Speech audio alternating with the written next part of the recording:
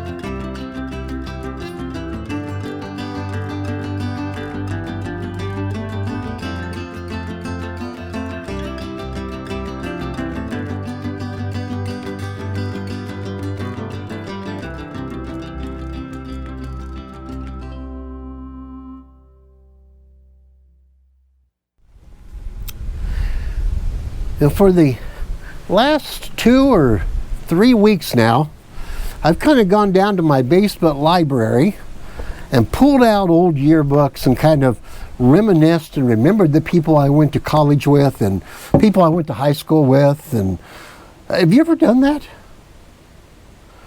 Well, if you don't mind, I'm just going to reminisce just a little bit.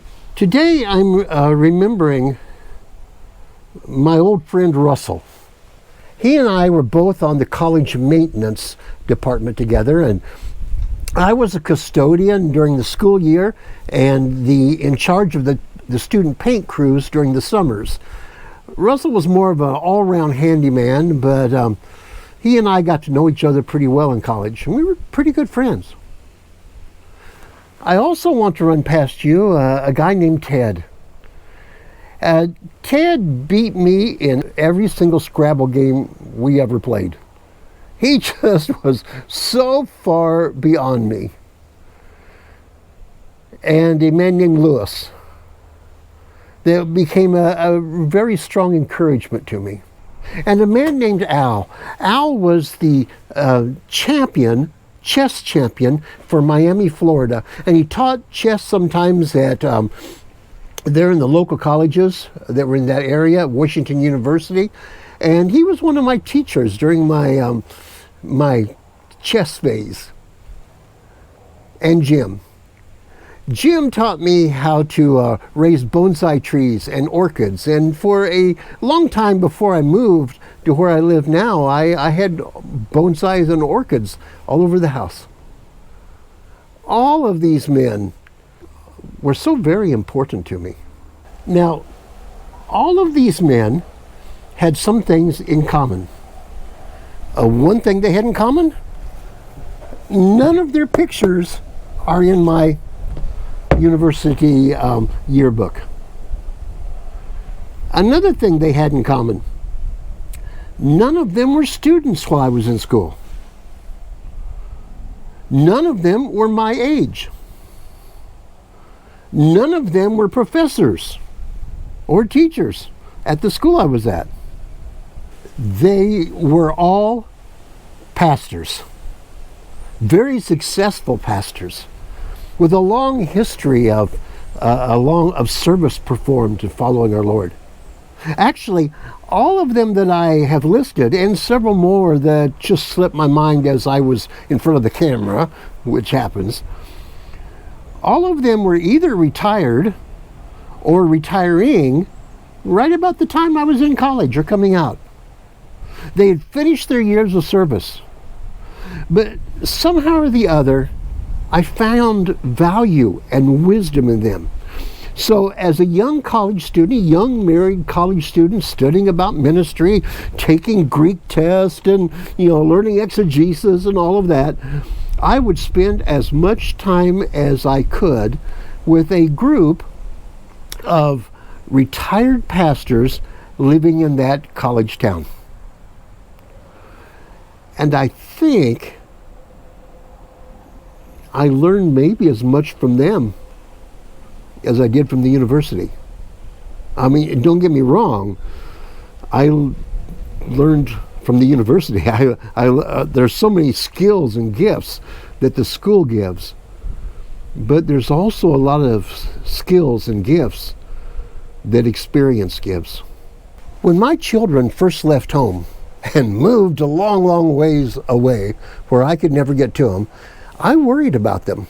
I mean, all parents do. I worry, will they make wise choices? I worried how would they do financially? I worried, are they taking care of themselves? There are lots of things parents worry about, but most of all, it sounds kind of strange, but most of all in those days, what I worried about was, are they going to find some godly examples from a previous generation that will help share their wisdom and insight and the experience through the years with them. In my mom's generation, the older people lived close to the younger people.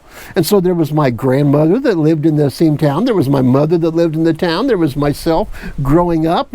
They had a shopping day every week. They had a laundry day every week. They had a gardening day every week. And they just talked back and forth through the years.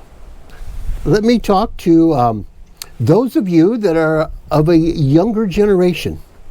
Let me challenge you this week not to shut yourself off from the experience of previous generations. Let me talk a minute to us that are older, retirement age people like me, us old geezers. I'll tell you something that shocked me in retirement. Actually, this is not what I prepared for. I am not slowing down at all. I probably am busier than I've been at any time. And I'm not lonely. And I'm not out of touch.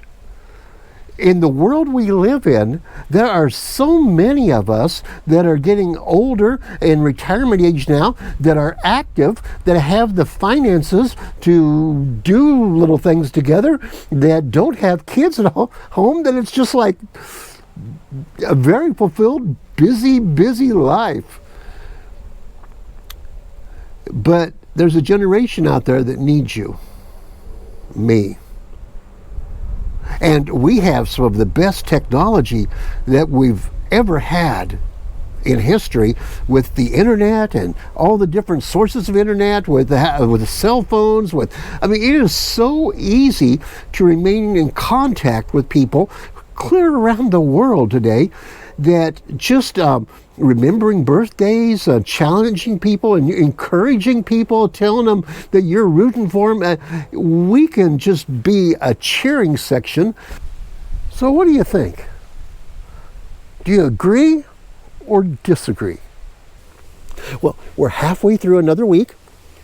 We get to come back to worship our Lord on Sunday, but until then, may God bless you and may God use you to be beneficial in someone else's life this week.